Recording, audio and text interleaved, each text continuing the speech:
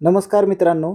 तर आज आपण TCS IBPS या एक्झामच्या हिशोबाने पंचायत राज आणि पर्यावरण यावरती काही 50 MCQs घेतलेले आहेत. तर ते आपण डिटेलमध्ये एक्सप्लेन करणार आहोत. तर तुम्ही ते व्यवस्थित बघून घ्या. यावरती येणाऱ्या ज्या कोणत्या एक्झाम असतील आता सध्या PMCची एक्झाम आहे आणि वेगवेगळ्या ज्या महानगरपालिकेच्या एक्झाम असतील त्या सर्व एक्झामसाठी उपयोगी पडेल. चला तर मग आता वेळ न घालवता सुरू करू. अगोदर पंचायत राज बघू आणि त्यानंतर पर्यावरण बघू. भारतामध्ये पंचायत राजची सुरुवात कोणत्या समितीच्या शिफारशीनुसार झाली? तर कोणती समिती आहे ती? बळवंतराय मेहता समिती. कधीची आहे ती? 1957. हे लक्षात ठेवा. डिटेलमध्ये जाऊ नका, तुम्हाला वरवर प्रश्न पडणार आहे. डिटेलमध्ये प्रश्न पडला तर तो कोणाला येणार पण नाही, त्यामुळे वरवरतीच अभ्यास करा. एका प्रश्नासाठी जास्त एफर्ट्स घेण्याची गरज नाही. 1957ची समिती आहे. या समितीची अजून एक शिफारस कोणती होती? तर त्रिस्तरीय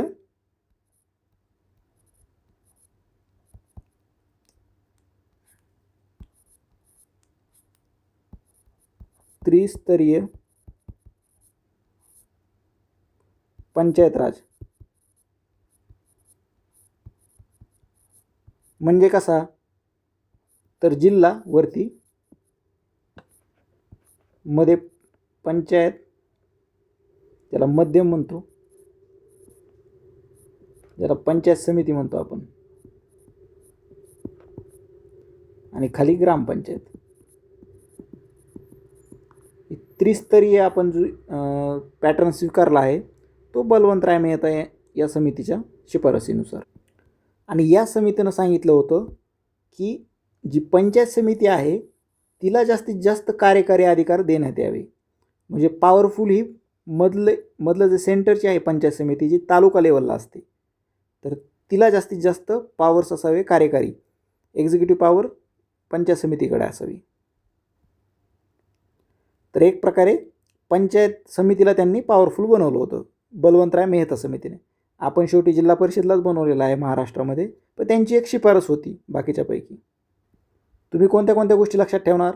बळवंतराय मेहता समिती 1957ची आहे आणि त्रिस्तरीय पंचायत राज त्यांनी सांगितलेला आहे. त्रिस्तरीय पंचायत राज. चला तर नेक्स्ट बघू. भारतात पंचायत राज व्यवस्था सर्वप्रथम कोणत्या राज्यात लागू झाली? तर कोणत्या? राजस्थानमध्ये झाली आणि 2 ऑक्टोबर 1959ला नागौर जिल्हा या ठिकाणी. आणि कोणत्या समितीच्या शिफारशीनुसार झाली? तर बळवंतराय मेहता समितीच्या शिफारशीनुसार. हे फर्स्ट आहे. आणि सेकंड आहे आंध्र प्रदेश. आंध्र प्रदेश नेहरूंनी उद्घाटन केलं होतं 1959लाच, पण ऑक्टोबरमध्ये, 11 ऑक्टोबरला. इथं पण त्रिस्तरीयच होतं.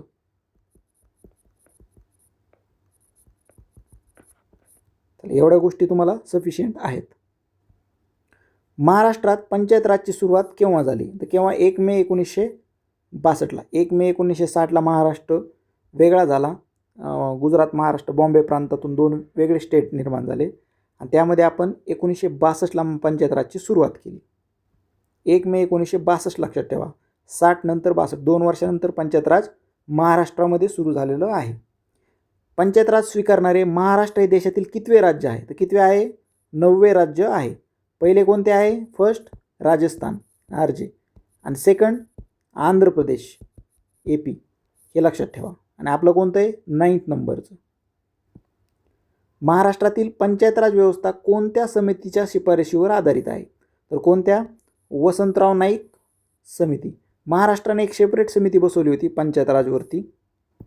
ती होती वसंतराव नाईक यांच्या अध्यक्षतेखाली. ती बसवली होती 22 जून 1960ला. अहवाल दिला होता त्यांनी. स्थापना झाली होती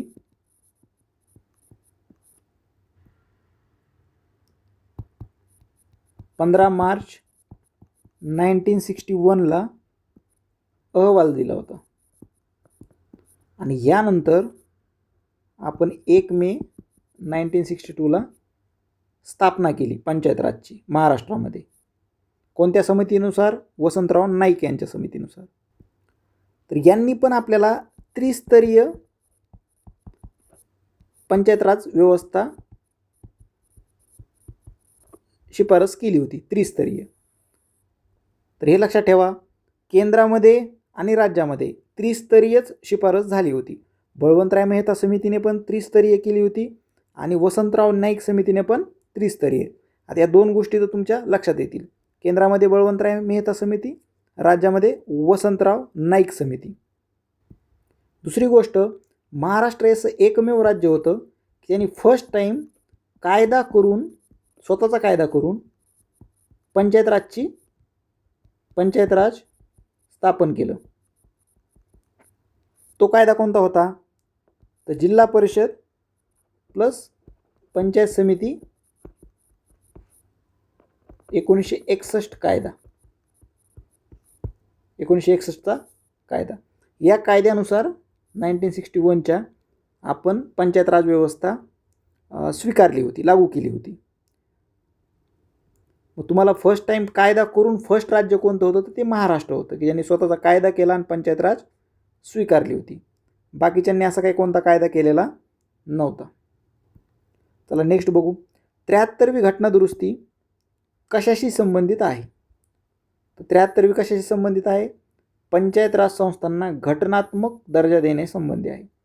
आता आपण बघितलं 1962ला महाराष्ट्रामध्ये पंचायत राज झाली. 9th नंबरचं स्टेट होतं महाराष्ट्र, हे पण बघितलं. म्हणजे आपल्या अगोदर 8 राज्यांनी, म्हणजे 1962च्या अगोदर 8 राज्यांनी पंचायत राज ऑलरेडी स्वीकारलेलं होतं, अंमलबजावणी केलेली होती. आणि 73वी घटना दुरुस्ती कधी झालेली आहे? 1992ची आहे. म्हणजे 1992पर्यंत खूप साऱ्या राज्यांनी पंचायत राज बऱ्यापैकी अंमलबजावणी केली होती, परंतु त्याला घटनात्मक दर्जा नव्हता. त्यांनी आपापल्या लेवलला तयार केलेलं होतं. जसं महाराष्ट्राने स्वतःचा कायदा केला, काहींनी कायदा न करताच अंमलबजावणी केली डायरेक्ट एक प्रशासकीय ऑर्डर काढून. तर एक सुसूत्रता यावी त्यामध्ये पंचायत राजमध्ये, म्हणून असं ठरवलं गेलं की आता आपण घटना दुरुस्ती करून त्याला एक वाक्यता आणावी पूर्ण देशामध्ये, एक काहीतरी रोड मॅप असावा. या हिशोबाने आपण 1992ला 73वी घटना दुरुस्ती केली. ही राजीव गांधी सरकारच्या काळामध्ये सुरू झालं होतं. सिंघवी समिती होती, सिंघवी या समितीने फर्स्ट टाईम सांगितलं होतं, यांनी सांगितलं होतं की आपण पंचायत राजला घटनात्मक दर्जा द्यावा. त्याचं कारण सुसूत्रता आणि दुसरी गोष्ट अंमलबजावणी चांगल्या प्रकारे व्हावी. अगोदर कसं होतं, ठीकठाक चाललंय असं. एक घटनात्मक दर्जा दिल्यानंतर त्याच्यामध्ये अंमलबजावणीची क्वालिटी वाढते. हा विचार करून सिंघवी समितीनं सांगितलं होतं, जर अंमलबजावणी जर चांगल्या प्रकारे करायची असेल क्वालिटीची, तर आपल्याला त्याला घटनात्मक दर्जा देणं गरजेचं आहे. आणि त्यानिमित्ताने त्यांनी ट्राय पण केलं होतं, पण राजीव गांधी सरकार पडलं. त्यानंतर 1989ला व्ही.पी. सिंग यांचं सरकार आलं. ते पण बहुमतात नव्हतं, ते पण पडलं. आणि त्यानंतर आलं पी.व्ही. नरसिंहराव, आणि त्यांनी 73वी आणि 74वी या 2 घटना दुरुस्ती मंजूर केल्या. आपण त्या डिटेलमध्ये बघणार आहोत, पण आता सध्या 73व्या घटना दुरुस्तीविषयी बघू. ती पंचायत राजविषयी आहे. चला आता नेक्स्ट बघू. भारतीय राज्यघटनेतील कोणत्या कलमात ग्रामपंचायतीच्या स्थापनेचा उल्लेख आहे? तर कोणत्या? कलम 40मध्ये स्पष्ट उल्लेख आहे. काय उल्लेख आहे? तर ग्रामपंचायतीचे संघटन हे DPSPमध्ये स्पष्ट आहे, directive principles of state policy. ह्याच्यामध्ये कलम 40 काय सांगतं? ग्रामपंचायतीचे संघटन करायला हवे. तर त्यामध्ये स्पष्ट उल्लेख आहे. पॉलिटीमध्ये घेतलेलं आहे मी डिटेलमध्ये. ग्रामपंचायतीचा प्रशासकीय प्रमुख कोण असतो? तर कोण असतो? ग्रामसेवक. प्रशासकीय प्रमुख कोण आहे? ग्रामसेवक. पॉलिटीमध्ये आपण डिटेलमध्ये घेतलेलं आहे हे कलम 40 DPSP. ते तुम्ही पॉलिटीचे व्हिडिओ बघून घ्या, आपल्याच चॅनलवर आहेत, तुम्हाला खूप फायदा होईल. बऱ्याच मुलांनी मला मेसेज पर्सनली केलेले आहेत की त्यांना मार्कमध्ये वाढण्यामध्ये मी टॉपिक वाईज घेतलेला आहे. पॉलिटी, हिस्ट्री, जिओग्राफी तिन्ही गोष्टी व्यवस्थित घेतलेला आहे. तुम्ही बघा, तुम्हाला नक्कीच फायदा होईल. ग्रामपंचायतीच्या सरपंचाचा कार्यकाळ किती वर्षाचा असतो? तर किती असतो? 5 वर्षाचा असतो सरपंचाचा कार्यकाळ. ग्रामपंचायतीचे सदस्य होण्यासाठी किमान वय किती असावे? किती? 21 वर्ष. MLA होण्यासाठी किती असते? 25 वर्ष. MLA. MLA म्हणजे आमदार. आणि खासदार होण्यासाठी लोकसभेचं खासदारसाठी 25 वर्ष आणि राज्यसभेचा खासदार 30 वर्ष. हे लक्षात ठेवा. विधान परिषदेचा आमदार होण्यासाठी पण 30 वर्ष असतं. म्हणजे वरिष्ठ सभागृह असेल तर 30 वर्ष, कनिष्ठ सभागृह असेल तर 25 वर्ष. हे लक्षात ठेवा. आणि ग्रामपंचायतीसाठी 21 वर्ष आहे. हे लक्षात ठेवा. 21 वर्ष. ग्रामसभेचे अध्यक्षपद कोण भूषवतो? तर सरपंच भूषवतो ग्रामसभेचे अध्यक्षपद. पंचायत समितीचा प्रशासकीय प्रमुख कोण असतो? BDO. कोण असतो पंचायत समितीचा प्रशासकीय प्रमुख? BDO, ब्लॉक डेव्हलपमेंट ऑफिसर हा असतो, गटविकास अधिकारी. पंचायत राजमध्ये जास्त डिटेलमध्ये जाऊ नका. जिल्हा परिषदेचा प्रशासकीय प्रमुख कोण असतो? तर कोण असतो? CEO, मुख्य कार्यकारी अधिकारी. झडपीचा प्रमुख असतो हा. प्रशासकीय प्रमुख असतो, ॲडमिनिस्ट्रेटिव्ह. ग्रामपंचायतीच्या सदस्यांची संख्या किती आहे? 7 ते 17. कुठे 7ची बॉडी असते, कुठे 9ची बॉडी असते, काही ठिकाणी 17ची बॉडी असते. बॉडी म्हणजे तेवढे मेंबर्स असतात एका ग्रामपंचायतीमध्ये. लोकसंख्येनुसार असतं, तुम्हाला डिटेलमध्ये जायचं नाही. मिनिमम 7, मॅक्झिमम 17 असं ती रेंज असते. जिल्हा परिषदेच्या सदस्यांची किमान व कमाल संख्या किती? जिल्हा परिषदेचं चाललं आहे.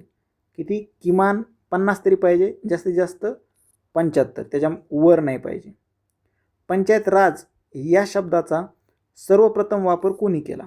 तर कोणी केला? जवाहरलाल नेहरू यांनी केलेला आहे.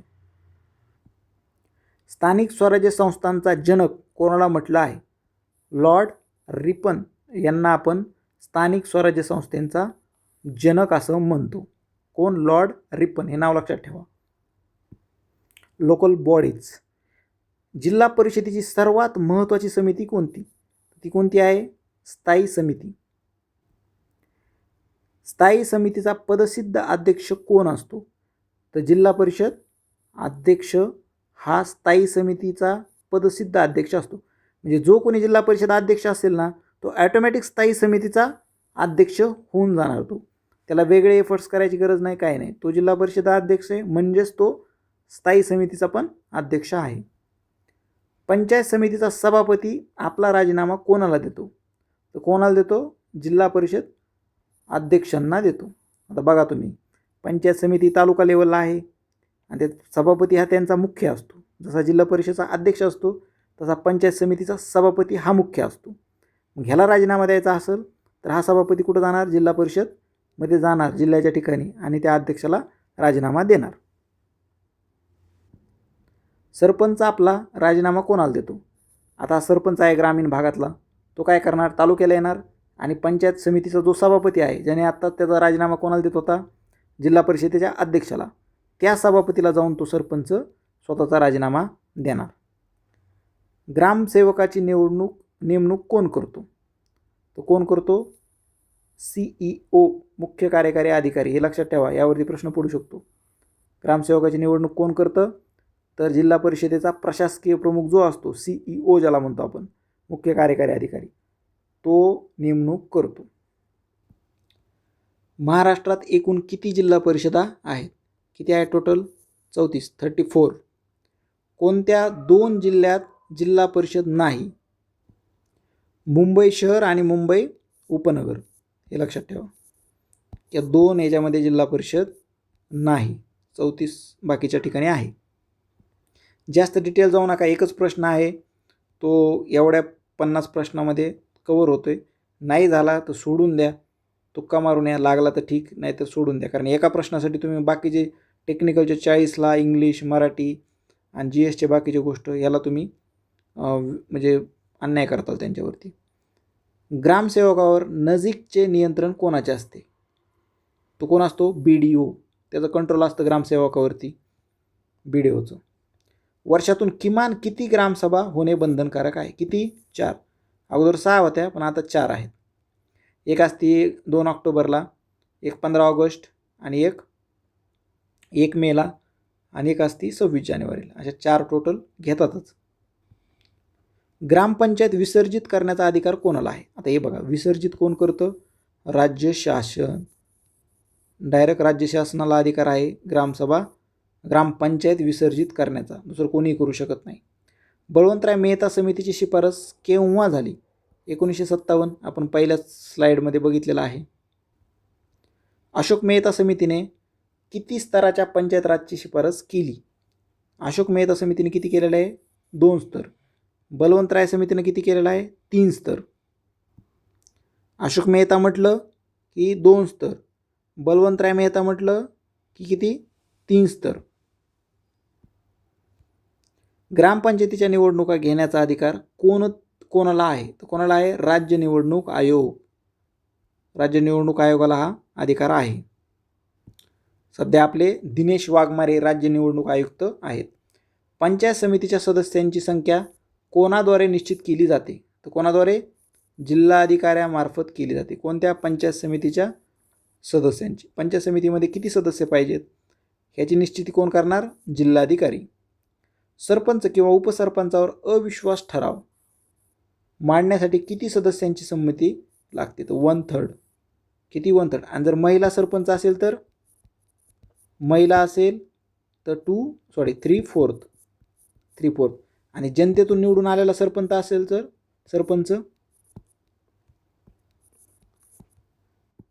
जनतेतून निवडून तर 2/3 एवढे लागतील. आणि त्यात ती जर महिला असेल तर 3/4, नॉर्मल असेल तर 1/3. हेच लक्षात ठेवा. यावरती शक्यतो पडणारच नाही, एवढं डिटेलमध्ये जाऊ नका. पडला त्या महिलांवरती पडू शकतो 3/4. पंचायत राजच्या कोणत्याही ठिकाणी जर म्हटले महिला अध्यक्षावर अविश्वास करायचा असेल तर 3/4 हे लक्षातच ठेवा. मग ती जिल्हा परिषदेचा असू दे किंवा पंचायत समितीचा असू दे किंवा मग तुम्ही महापौर जरी असेल महिला, तिच्यासाठी पण 3/4च आहे. 3/4 हा क्रायटेरिया महिलांसाठी स्पेशल आहे. त्यांना अविश्वास प्रस्ताव करायचा असेल 3/4च, बाकीचे 2/3. हा 1/3चा जुना क्रायटेरिया होता, कारण आता जनतेतून सरपंच झालेला आहे. जिल्हा नियोजन समितीचे अध्यक्ष कोण असतं? प्लॅनिंग कमिटी जी असती जिल्ह्याची, त्याचा अध्यक्ष असतो पालकमंत्री. प्रत्येक जिल्ह्याला पालकमंत्री असतो. आपली तर कोण आहे पुण्याला? सुनेत्रा पवार. अजित पवार होते, आता सुनेत्रा पवार आहेत. ह्या बीडच्या पण आहेत आणि पुण्याच्या आहेत. जिल्हा नियोजन समितीचे सचिव कोण असतात? प्लॅनिंग कमिटी जी असते प्रत्येक जिल्ह्याला, डिस्ट्रिक्ट प्लॅनिंग कमिटी, DPC ज्याला म्हणतो. जिल्हाधिकारी असतात. कलेक्टर हे स्वतः सचिव असतात. कोण असतात? सचिव, जिल्हाधिकारी. आणि अध्यक्ष कोण असतात? पालकमंत्री त्या जिल्ह्याचे. पंचायत राज संस्थांना निधी पुरवण्याबाबत शिफारस कोण करतं? तर कोण करतं? राज्य वित्त आयोग. राज्य वित्त आयोग हा निधी पुरवण्यासाठी सध्या 7th राज्य वित्त आयोग सुरू आहे. 7th नाही, 6th. आणि नितीन करीर हे कोण आहेत? अध्यक्ष आहेत महाराष्ट्राचे. नितीन करीर हे लक्षात ठेवा, यावरती प्रश्न पडू शकतो. 6वा राज्य वित्त आयोग स्थापन केलेला आहे. राज्यपाल हे स्थापन करतात राज्य वित्त आयोग, आणि त्यांचं कामच हे असतं राज्य वित्त आयोगाचं, ते पंचायत राज संस्थांना किती निधी पुरवायचा. जिल्हा परिषद, पंचायत समिती आणि ग्रामपंचायत ह्यांना काहीतरी स्पेशल, कारण ह्यांचं स्वतःचं वैयक्तिक इन्कम सोर्स नसतो जास्त. ग्रामपंचायतचा जरी थोडाफार असतो, पण पंचायत समिती आणि जिल्हा परिषद यांचं स्वतःचं वैयक्तिक इन्कम सोर्स नसतो. त्यांना राज्याचाच पुरवठा लागतो, बजेटमधून काहीतरी आर्थिक सहाय्य लागतं. मग बजेटमधून किती करायला पाहिजे ह्यासाठी एक राज्य वित्त आयोग आपण 73व्या आणि 74व्या घटनादुरुस्तीनुसार राज्यपाल स्थापन करतील अशी घटनात्मक तरतूद केलेली आहे. घटनात्मक संस्था आहे राज्य वित्त आयोग, हे पण लक्षात ठेवा. आता ग्रामपंचायतीचा गाव नमुना 8 कशाशी संबंधित आहे? घराची नोंद आणि कर आकारणी. एवढ्या डिटेल तुम्हाला येणार नाही, हे काय लक्षात ठेवू नका. जिल्हा परिषदेचा सचिव कोण असतो? तर कोण असतो? Deputy CO. जिल्हा परिषदेचा सचिव कोण असतो? उपमुख्य कार्यकारी अधिकारी. नीट लक्षात ठेवा, जिल्हा परिषदेचा सचिव विचारलेला आहे. प्रशासकीय प्रमुख कोण असतो? CEO. आणि सचिव कोण असतो? जो उपमुख्य कार्यकारी अधिकारी असतो ना, डेप्युटी CEO, तो असतो. पंचायत समितीचा सचिव कोण असतो? तर BDO. प्रशासकीय प्रमुख पण तोच असतो आणि सचिव पण तोच असतो. कोण? Block development officer. हे पंचायत समिती तालुका लेवलला असते, हे जिल्हा लेवलला असते. हे असं असतं. वर ZP जिल्हा परिषद, त्याच्या खाली असते पंचायत समिती आणि त्याच्या खाली असते ग्रामपंचायत.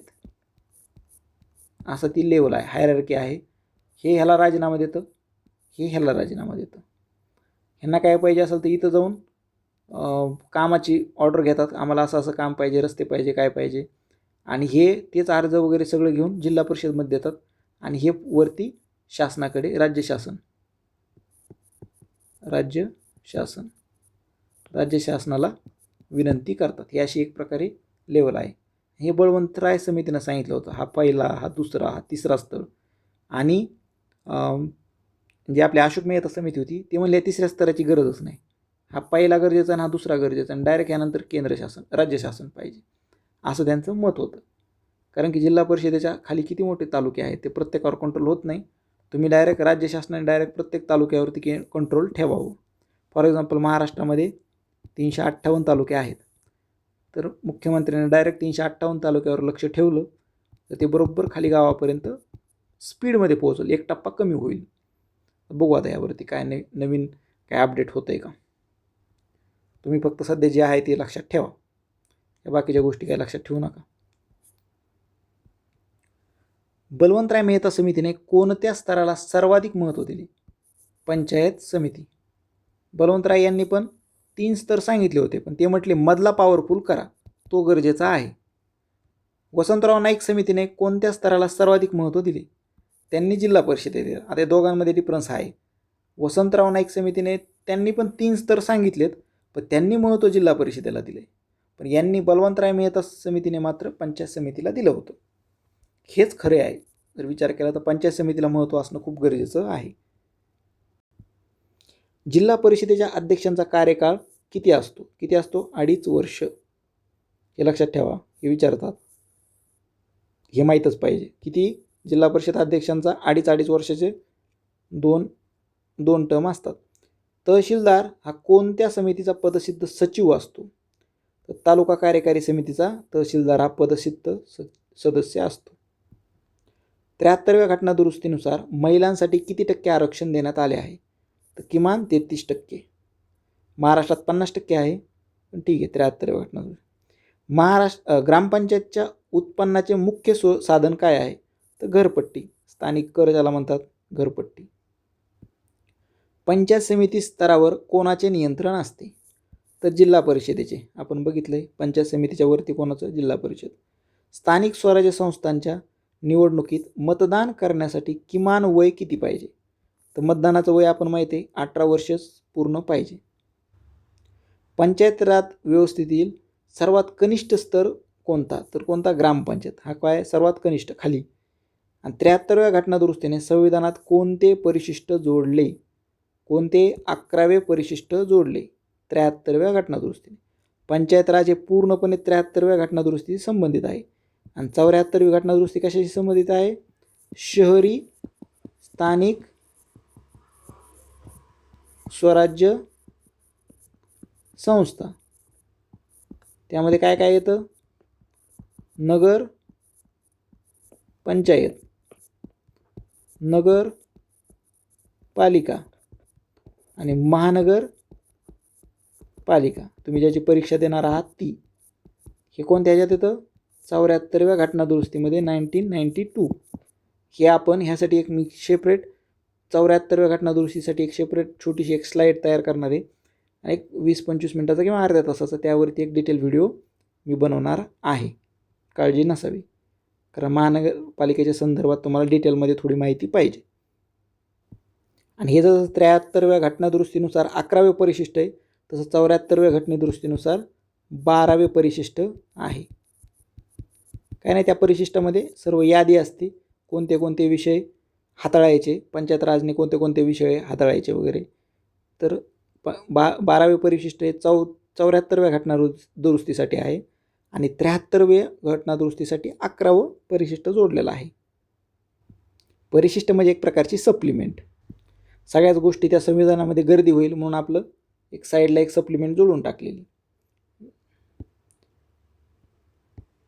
जिल्हा परिषदेचे कामकाज कोणत्या अधिनियमानुसार चालते, हे खूप महत्त्वाचं आहे. तर कोणता अधिनियम आहे? महाराष्ट्र जिल्हा परिषद आणि पंचायत समिती अधिनियम 1961. आणि हा कोणाच्या शिफारसीनुसार आलेला आहे?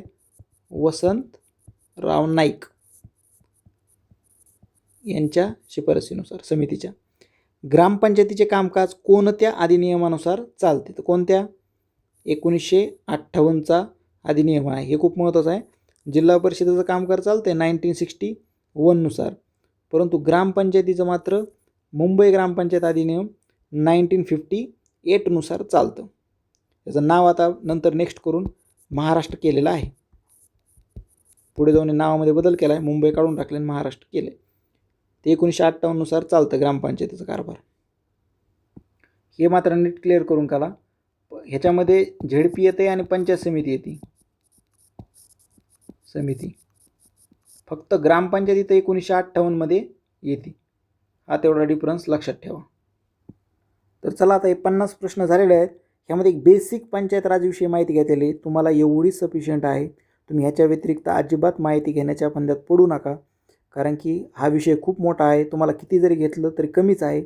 आणि एकच प्रश्न पडणार आहे, तो पण पडला तर पडतो, कधी पडतो कधी नाही पडत, एखाद्या शिफ्टला पडतो एखाद्या नाही पडत. तर अशा कंडिशनमध्ये तुम्ही फक्त ओव्हरऑल एक 50 प्रश्न व्यवस्थित करून जा. एवढे एक अर्ध्या तासाचा व्हिडिओ झालेला आहे हा. आणि याच्यानंतर मी अर्धा तासात पर्यावरण कव्हर करतो. ते पण पर्यावरणाचं पण घेतलं तर खूप सारं आहे. मी लिमिटेड घेतो आहे, जे एकदम इम्पॉर्टंट असेल, की जे सर्वांनाच येईल अशा कंडिशनमध्ये तुमचं चुकू नये. असं एक काही कायदे वगैरे, काही छोटे छोटे नियम वगैरे ते मी कव्हर करतो. आता आपण चलूया पर्यावरणाकडे. पर्यावरण 50 प्रश्न. पर्यावरणासाठी स्पेशल ग्रीन स्लाईड तयार केलेली आहे आपण, कारण आता कसं आहे, पर्यावरण म्हटल्यावर थोडं हिरवं हिरवं पाहिजे आपल्याला. जागतिक पर्यावरण दिन कधी साजरा केला जातो? तर कधी साजरा केला जातो? 5 जूनला. आता हे तर पाठच असेल तुम्हाला, पाठ नसेल तर पाठ करा. यावरती प्रश्न पडतात TCSला कंटिन्युअस. जागतिक पर्यावरण दिन कधी असतो? 5 जून. भारतीय वन्यजीव संरक्षण कायदा कोणत्या वर्षी मंजूर केला? कोणत्या वर्षी केलेला आहे भारतीय वन्यजीव संरक्षण कायदा? वन्यजीव हा शब्द लक्षात ठेवा. 1972ला, ज्यावेळेस अर्थ समिट झाली होती 72ला. 1972ला काय झाली होती? वसुंधरा समिट. वसुंधरा, ज्याला अर्थ समिट म्हणतो, समिट. तर त्यामध्ये आपल्याला त्यावेळेस कळालं होतं आपल्याला की थोडं पर्यावरणाचं संरक्षण केलं पाहिजे. मग आपल्याला पण थोडंफार भारताला पण वाटलं, मग आपण 1972ला कायदा केला, भारतीय वन्यजीव संरक्षण कायदा 1972. तिथून खरं म्हणजे वन्यजीव पर्यावरण ह्या गोष्टीला 1972 पासून पुढे भारतामध्ये आणि जगामध्ये पण इम्प्लिमेंटेशन सुरू झालेलं आहे, कायदे करण्याचा प्रयत्न वगैरे. ऑप्शनमध्ये बघायचं 1972च्या अगोदर कोणता आकडा असेल, एखादा कायदा दिला असेल आणि सांगितलं असेल की खालीलपैकी कोणत्या वर्षी तो अंमलबजावणी झाली किंवा स्थापन झाला वगैरे वगैरे, त्या कंडिशनमध्ये बघायचं. 1972च्या अगोदरचा कोणता ऑप्शन असेल तर तो पहिले इलिमिनेट करायचा, कारण त्याच्या अगोदर काही चर्चा झालेली नाही, सगळं 1972च्या नंतर. चिपको आंदोलन कोणाच्या नेतृत्वाखाली झालेलं आहे? तर हे कोण होते? सुंदरलाल बहुगुणा. चिपको म्हणजे काय? एक मोठी कंपनी होती आणि असे वडाचे झाडं होते खूप सारे, म्हणजे खूप सारे तिथं ते त्या ठिकाणी झाडं होते. तर त्या कंडिशनमध्ये लोकांनी काय केलं बघू शकता तुम्ही, जमते मला थोडी थोडी पेंटिंग. लोकांनी काय केलं, या झाडाला अशी मिठी मारली आणि म्हटले की हे झाड आता आम्ही सोडणार नाहीत, तुम्ही झाड तोडू नका. हे कटिंग चालली होती, मोठी कंपनीला कॉन्ट्रॅक्ट दिलं होतं. तर त्यावेळेस सुंदरलाल बहुगुणा यांच्या नेतृत्वाखाली लोकांनी झाडाला, हे हिमाचल प्रदेशमधली गोष्ट आहे, झाडाला असे मिठी मारली होती. तेव्हापासून झाडाला चिपकले, म्हणजे चिपकू, म्हणजे चिपको आंदोलन हे नाव झालं. तर ते चिपको आंदोलन हे पर्यावरण संरक्षणाच्या यादीमध्ये खूप म्हणजे जागतिक लेवलला गेलेला आहे. तर त्यामुळे त्या कंपनीला शेवटी टेंडर कॅन्सल करावं लागलं आणि ते सगळे झाडं वाचली. आता सध्या नाशिकमध्ये पण झाडं तोडणं सुरू आहे, चाललं आहे बऱ्याच प्रकारे तसंच. वातावरणात ऑक्सिजनचे प्रमाण किती टक्के असते? किती? 21%. हे तर सर्वांना माहीत असेल. ओझोनचा थर वातावरणाच्या कोणत्या थरात आढळतो? तर कोणत्या? स्ट्रॅटोस्फिअर. मी तुम्हाला पाठीमागचा जो आपला व्हिडिओ झाला MGPचे आय थिंक MGPचे मी क्वेश्चन्स कवर केले ते नाही जिओग्राफीचे जे क्वेश्चन्स कवर केलेले आहेत त्यामध्ये मी सांगितलं होतं तुम्हाला वातावरणाची स्तरं कसे लक्षात ठेवायचे. T20 लक्षात ठेवा म्हटलं होतं आणि MS धोनी याने T20 वर्ल्ड कप आणलेला आहे. तर हा कोणता आहे? ट्रोपोस्फिअर. हा कोणता आहे? स्ट्रेटोस्फिअर. आणि हा कोणता आहे? मेझोस्फिअर. आणि हा कोणता आहे? हा झाला ट्रोपो. आणि हा कोणता आहे? थर्मो लक्षात ठेवा. थर्मो शेवटचा थर्मो आहे, खालचा ट्रोपो आहे. आणि हा ओझोन इथं असतो स्ट्रेटो. MS असं लक्षात ठेवा. MS वरून खाली आणि T20 असं. यावरती प्रश्न पडतो. यांचं कधी कधी तुम्ही खालून वरपर्यंत स्तर लावा, असं लिंक लावा वगैरे वगैरे, उतरता चढता क्रम असं पण विचारतात. जागतिक व्याघ्र दिन कधी असतो? कधी साजरा केला जातो? तर 29 जुलैला. लक्षात ठेवा, व्याघ्र दिन हा 29 जुलैला आहे. व्याघ्र दिन. रेड डेटा बुक कोण प्रसिद्ध करतं? कोण करतं? IUCN, international union for conservation of nature. हे काय करतात? रेड डेटा बुक करतात. रेड डेटा बुक म्हणजे काय? कोणत्या स्पेशी एंडेंजर्ड आहेत, कोण नियर थ्रेटन आहेत, अशा प्रकारे ते सांगत राहतात की बाबा वाघ हा आता लुप्त होणार आहे एखाद्या ठिकाणी, तर त्या प्रदेशापुरता तो एंडेंजर्ड जर जाहीर केला तर त्याची थोडी काळजी घेतली जाते सरकारद्वारे. IUCN ह्या प्रकारे प्रयत्न करतं. त्या सरकारला सांगतं असं असं करा. आपली तर चिता एक्सटेंड झाला होता, म्हणजे नव्हताच. IUCN एक्सटेंडमध्ये टाकला, मग आपल्या शासनाला त्याच्यावरती प्रयत्न करावे लागले. भारतातील पहिले राष्ट्रीय उद्यान कोणते? तर कोणतं आहे? Jim Corbett. उत्तराखंडमध्ये आहे जिम कॉर्बेट. आपण बघितलं होतं आपले पंतप्रधान हे बिअर गिल सोबत ह्याच जिम कॉर्बेटमध्ये गेले होते. भारतातील पहिले राष्ट्रीय उद्यान आहे जिम कॉर्बेट. जागतिक ओझोन दिन कधी साजरा केला जातो? तो 16 सप्टेंबर. लक्षात ठेवा, 17 सप्टेंबर माननीय पंतप्रधानांचा बड्डे आहे. भावाचा. तर 17 सप्टेंबरच्या एक दिवस अगोदर जागतिक ओझोन दिन आहे, हे लक्षात ठेवा. 17 सप्टेंबरची गरज नाही आहे, पण एक तुम्हाला एक ट्रिक असावी लक्षात, त्याच्या अगोदर ओझोन दिन आहे. पर्यावरणाचे रक्षण करणे हे प्रत्येक नागरिकाचे कर्तव्य आहे. बरोबर आहे, कर्तव्य आहे. असे कोणत्या कलमात म्हटले आहे? तर कोणत्या? डायरेक्टिव्ह प्रिन्सिपलमध्ये, DPSPमध्ये नाही. ते कशात आहे? 51AG. कशात आहे? ड्युटी, फंडामेंटल ड्युटीमध्ये. मेंटल ड्युटी, मूलभूत कर्तव्य ज्याला म्हणतात, त्यामध्ये स्पष्ट केलेलं आहे की प्रत्येक नागरिकाचं कर्तव्य आहे, त्यांनी पर्यावरणाचं रक्षण केलं पाहिजे. आता नेक्स्ट बघू, महाराष्ट्राचे राज्य फूल कोणते आहे? तर कोणतं आहे? तामन, ज्याला म्हणतो, जारळ पण म्हणतो. तामन लक्षात ठेवा. महाराष्ट्राचं राज्य फूल काय आहे? तामन. हरित क्रांतीचे जनक कोणाला म्हटले आहे? तर कोणाला? MS स्वामीनाथन यांना म्हटलेलं आहे. नॉर्मन बॉरलॉग हे जगासाठी आहेत. कशासाठी? जगासाठी. Norman Borlaug. हरित क्रांती कधी झाली? 1968ला. काझीरंगा राष्ट्रीय उद्यान कशासाठी प्रसिद्ध आहे? तर कशासाठी? एकशिंगा गेंड्यासाठी. आसाममधील आहे ते. आसाममध्ये किती आहेत? आसाम का काझी, मानाना मिरी, मानाना मिरी नाही मेरी, करदी मेरी शादी,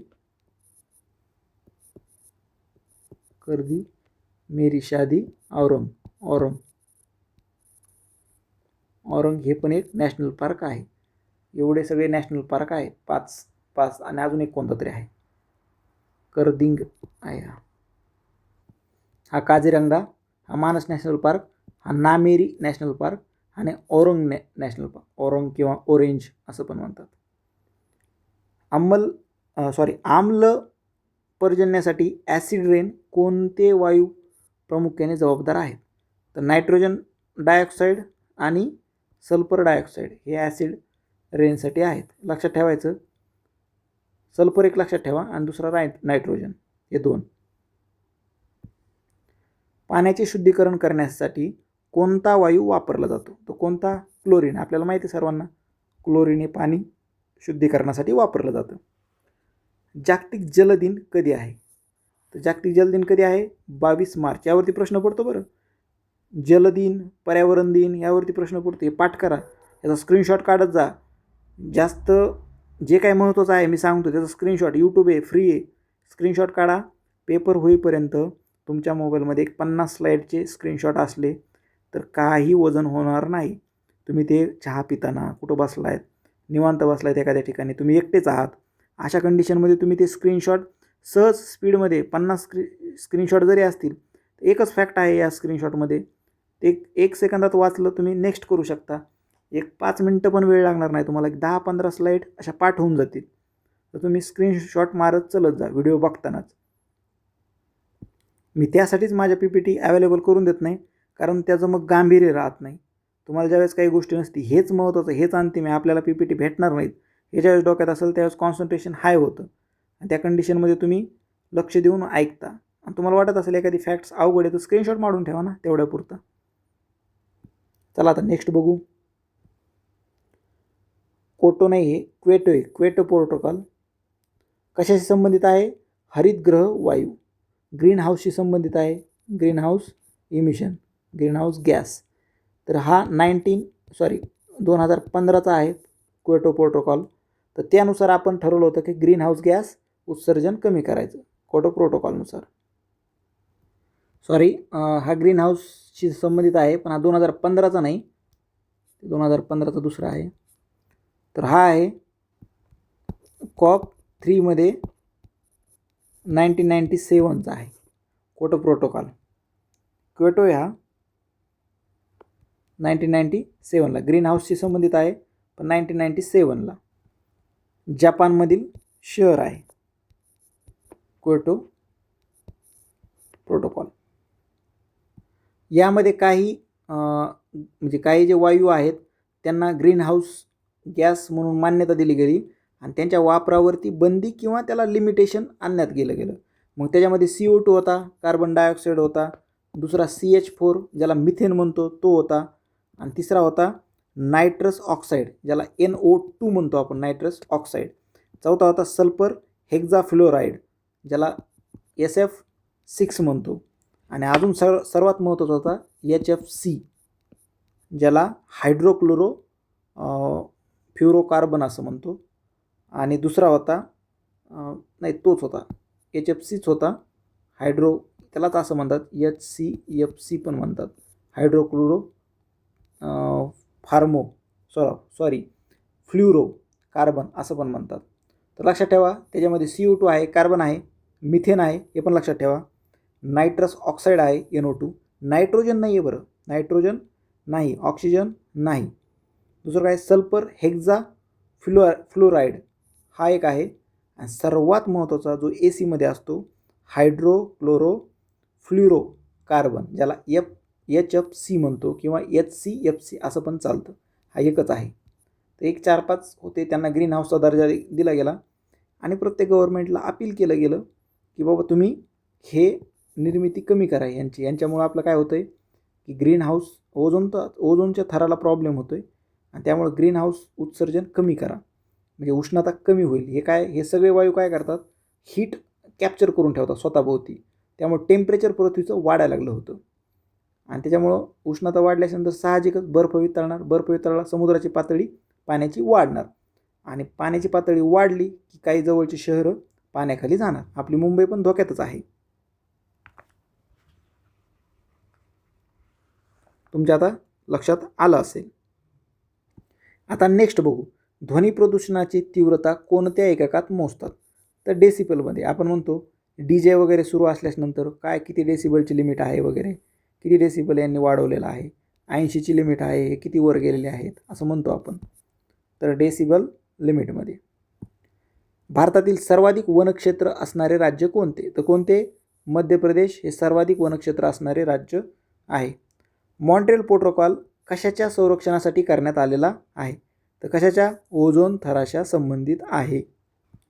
कधीचा आहे हा? 1987चा आहे मॉन्ट्रियल प्रोटोकॉल.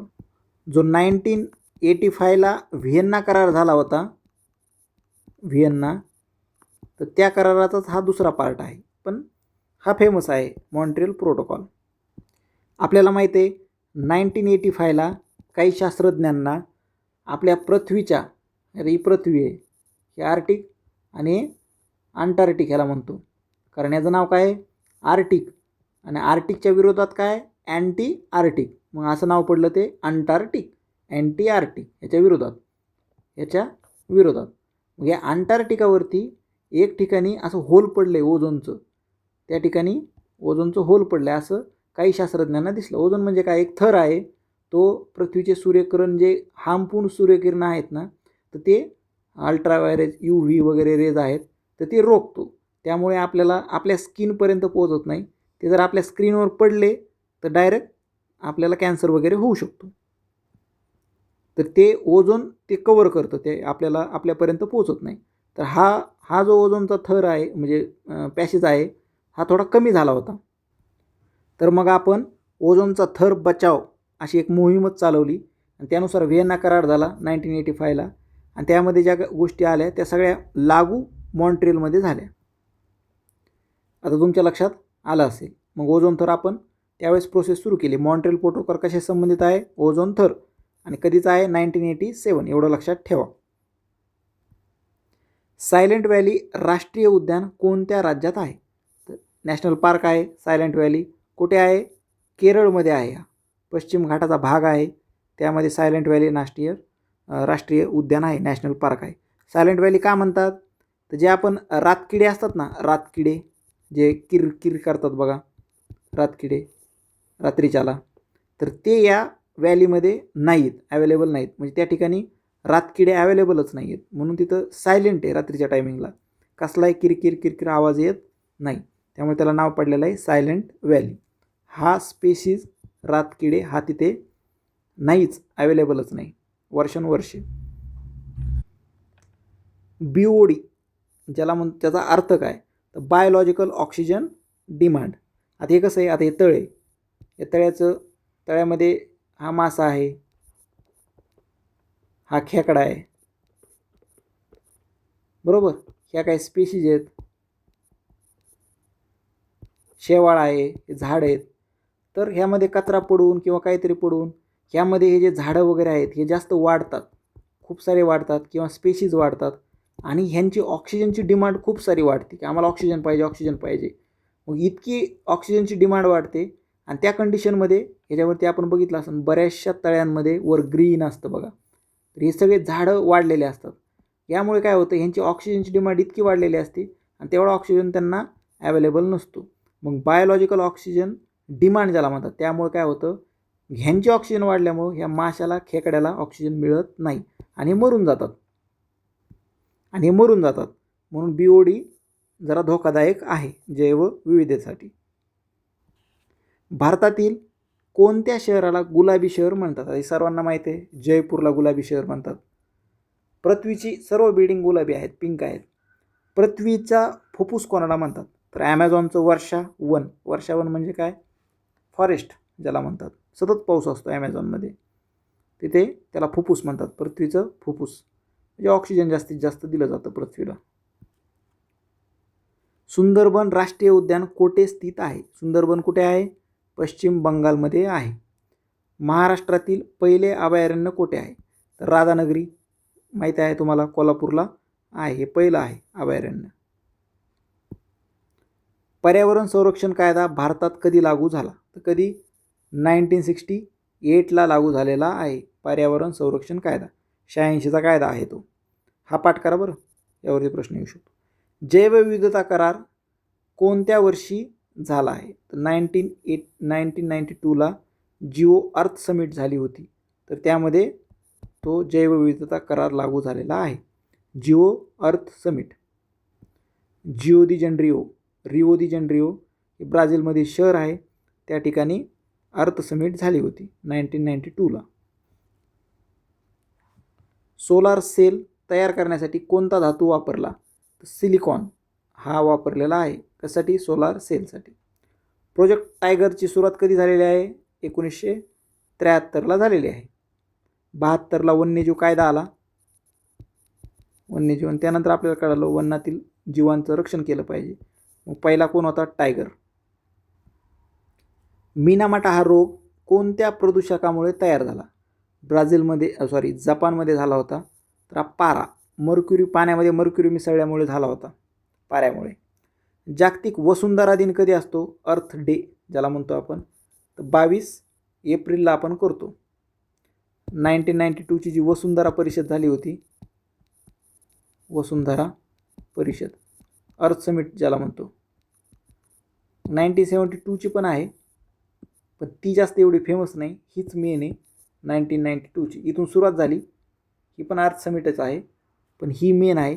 ह्यामुळंच खरं म्हणजे 22 एप्रिल 30 तारीख आहे 1992ची, ज्या दिवशी साईन केलं होतं सर्वांनी. वाळवंटीकरण रोखण्यासाठी कोणत्या पद्धती सर्वात प्रभावी आहे? वृक्षारोपण, सर्वांना माहीत आहे.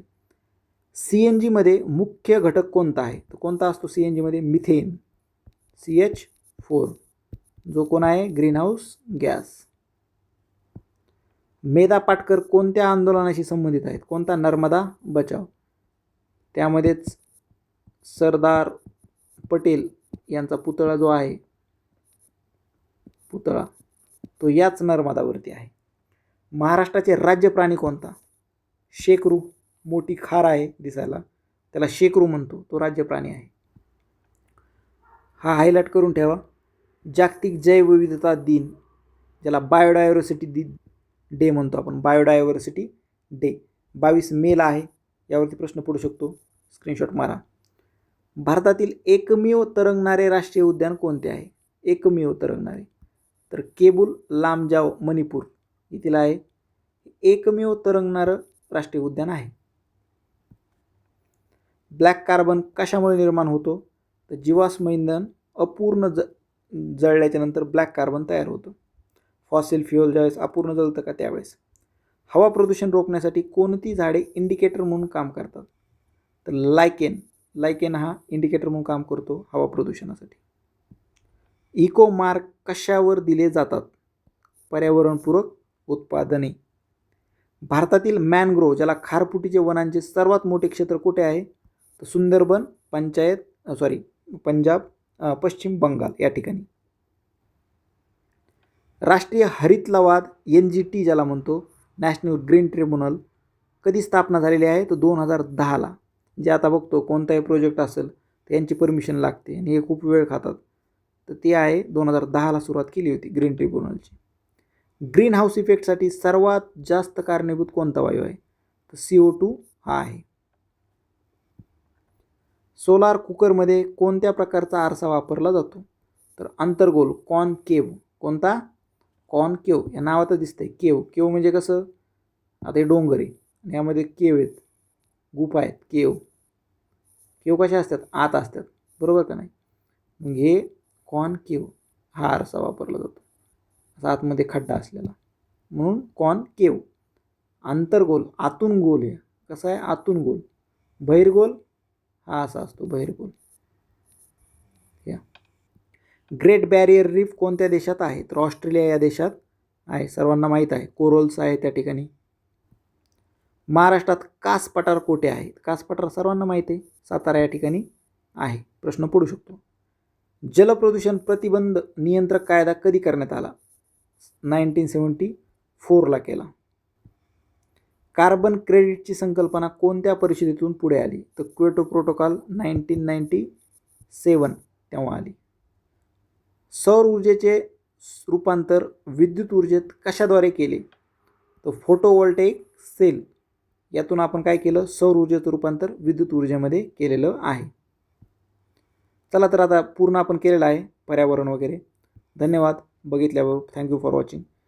सबस्क्राईब करा यूट्यूब चॅनलला. यूट्यूब चॅनलची लिंक आहे.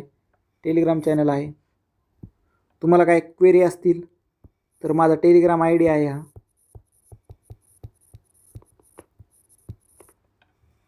उद्या तुम्हाला MPSC मार्फत जर एक्झाम होणार असेल टेक्निकल होणार असेल म्हणजे होणारच आहे. मंत्रिमंडळाची बैठक झालेली आहे. तर इथून पुढच्या ज्या टेक्निकल एक्झाम आहेत त्या MPSC मार्फत घेतल्या जाणार आहेत. तर तुम्हाला MPSCशी रिलेटेड कोणती माहिती असेल, समजा पुढं अभ्यास करायचा असेल तर तुम्ही यावरती संपर्क करू शकता, काही जर अडचण असेल तर. बाकी तसं मी एक्झामच्या दृष्टीने व्हिडिओ तयार करत जाईल. तुम्ही पाठीमागच्या व्हिडिओला खूप सपोर्ट केला त्याबद्दल थँक्यू. आणि मला बऱ्याच विद्यार्थ्यांचे पर्सनली मॅसेज आले आणि कमेंट सेक्शनमध्ये सांगितलं की अजून घ्या व्हिडिओ, अजून घ्या. मी already history, geography, polity proper cover केलेलं आहे. आता वारंवार त्याच विषयावरती डबल व्हिडिओ घेण्यात मला काय तथ्य वाटत नाही. जे आहेत ते बघा, रिवाईज करा. रिवाईज करणं खूप गरजेचं आहे. माझं काम कसं आहे, शेवटी तुम्हाला अभ्यास करायचा आहे. माझं काम फक्त कृष्णाचं आहे. मी फक्त तुम्हाला दिशा दाखवू शकतो. अर्जुन हे तुम्ही स्वतःच तुम्हाला होणं आहे, हे लक्षात ठेवा. हत्यार तुम्हालाच उचलणं आहे, तुम्हाला सर्व गोष्टी करणं आहे. त्यामुळं मी फक्त दिशा दाखवू शकतो. ॲक्च्युअलमध्ये अभ्यास तुम्हाला करायचा आहे. त्यामुळे एक वेळ 2 वेळेस व्हिडिओ बघा, मल्टिपल रिव्हिजन करा. ज्या गोष्टी सांगितल्यात त्या, रिझल्ट 100% येईल, गॅरंटेड सांगतो. टेक्निकलचं कॉम्पिटिशन कमी आहे नॉर्मलपेक्षा. तुम्ही चान्स आहे, तुम्ही थोडासा जास्त अभ्यास करा आणि पोस्ट घेऊ शकता.